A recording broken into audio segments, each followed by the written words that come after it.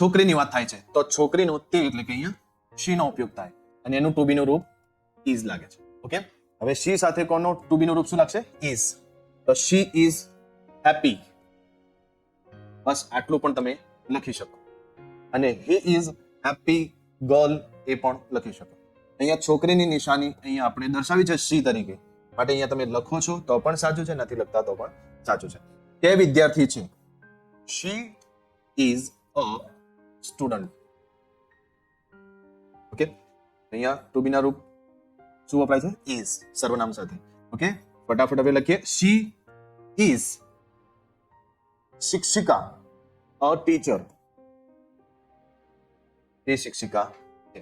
એ જ રીતે તે she is મારી બહેન, એને પાછળ લખીએ my sister. ઓકે, તે she is વ્યસ્તની ગણતરી ન થાય માટે આર્ટિકલ નહીં લખીએ. she is busy. ઓકે,